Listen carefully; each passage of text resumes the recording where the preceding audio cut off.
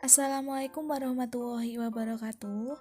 Nama saya Farah Aisyah, saya dari Prodi Pendidikan Guru Sekolah Dasar, angkatan tahun 2019, kelas E. NIM saya yaitu 198000209. Saya akan menerangkan materi tentang tema 7 kelas 5 pada subtema 3 muatan pembelajaran PPKN, yaitu mengenai peristiwa mengisi kemerdekaan. Kali ini kita akan belajar tentang peristiwa lahirnya Pancasila. Pancasila berasal dari bahasa Sanskerta, yaitu panca dan sila. Panca artinya adalah 5, sedangkan sila artinya adalah dasar. Jadi, Pancasila berarti 5 dasar atau 5 asas. Istilah Pancasila telah dikenal sejak zaman Majapahit, yaitu terdapat pada kitab Negara Kertagama, karangan Puprapanca, dan kitab Sutasoma, karangan Putatular. Dalam kitab Sutasoma, Pancasila berarti berbatu sendi yang 5, atau pelaksanaan kesusilaan yang 5. Nah, selanjutnya kita mengenal 3 tokoh pengusul rumusan dasar negara Indonesia. Yang pertama ada Muhammad Yamin, yang kedua ada Profesor Dr. Supomo, dan yang ketiga ada Insinyur Soekarno. Selanjutnya ada salah satu tokoh yaitu Muhammad Yamin. Nah, Bapak Muhammad Yamin ini pada tanggal 29 Mei 1945 mengusulkan 5 dasar negara yang meliputi 1. Peri kebangsaan, 2. Peri kemanusiaan, 3. Peri ketuhanan, 4. Peri kerakyatan, dan yang kelima ada kesejahteraan rakyat. Nah, selanjutnya ada tokoh kedua yaitu Profesor Dr. Supomo. Profesor Dr. Supomo pada tanggal 31 Mei 1945 mengusulkan pidato singkatnya yaitu 1.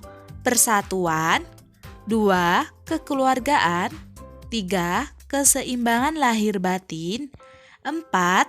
Musyawarah, dan yang kelima ada keadilan rakyat. Pada hari terakhir sidang BPUPKI, tepatnya pada tanggal 1 Juni 1945, Insinyur Soekarno berpidato tanpa teks tentang calon rumusan dasar negara Republik Indonesia yang meliputi 1. Internasionalisme, 2. Peri kemanusiaan, 3. Mufakat atau demokrasi, 4. Kesejahteraan sosial, dan yang terakhir ketuhanan yang Maha Esa. Kemudian beliau memberikan nama pada kelima dasar tersebut, diusulkan dengan istilah Pancasila.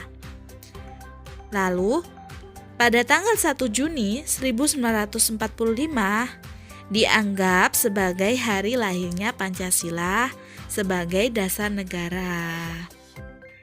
Pada tanggal 1 Agustus 1945 disahkan Undang-Undang Dasar 1945 yang di dalamnya termuat isi rumusan prinsip dasar negara yang disebut dengan Pancasila.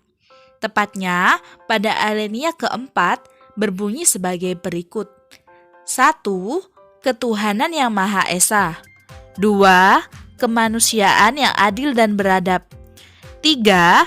Persatuan Indonesia, 4. Kerakyatan yang dipimpin oleh hikmat kebijaksanaan dalam permusyawaratan perwakilan, 5. Keadilan sosial bagi seluruh rakyat Indonesia. Selanjutnya, kita akan membahas tentang peran Pancasila dalam menjaga keberagaman bangsa. Pancasila sebagai dasar negara merupakan sebuah kepribadian dan pandangan hidup bangsa Indonesia. Dalam nilai-nilai leluhur, kita dapat memahami dan mengamalkan apa yang sudah kita peroleh dalam menjadi warga negara Indonesia. Saat seseorang beranjak dewasa, ilmu pengetahuan dan teknologi yang berkembang pesat sangat cepat mempengaruhi sikap dan perilaku seseorang. Maka dari itu, kita harus kuat dalam menentukan sikap dan perilaku saat menghadapi perubahan-perubahan yang terjadi.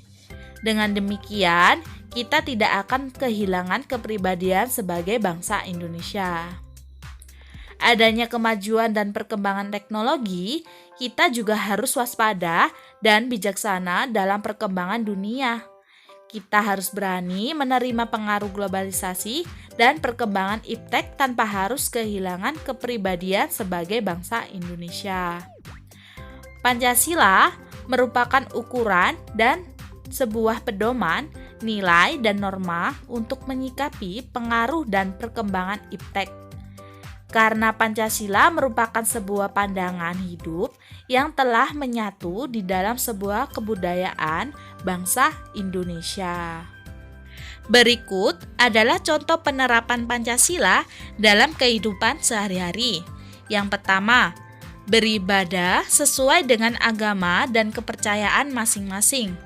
Yang kedua, membina kerukunan antar umat beragama. Yang ketiga, tidak memaksa orang lain dalam menganut agama dan kepercayaan. Yang keempat, berdiskusi dalam melakukan musyawarah. Yang kelima, saling membantu satu sama lain serta tidak memilih dalam bergaul dan berteman. Yang keenam, mencintai dan memakai produk asli negeri sendiri. Salah satu cara untuk mengisi kemerdekaan yaitu dengan cara melestarikan kebudayaan bangsa serta dengan cara mempelajarinya. Kita sebagai generasi penerus bangsa wajib mempelajari kebudayaan. Karena kebudayaan merupakan sebuah warisan leluhur yang mengandung nilai-nilai luhur cerminan dari kehidupan manusia dan masyarakat. Sekian video pembelajaran dari saya. Jika ada kesalahan, mohon dimaafkan. Wassalamualaikum warahmatullahi wabarakatuh.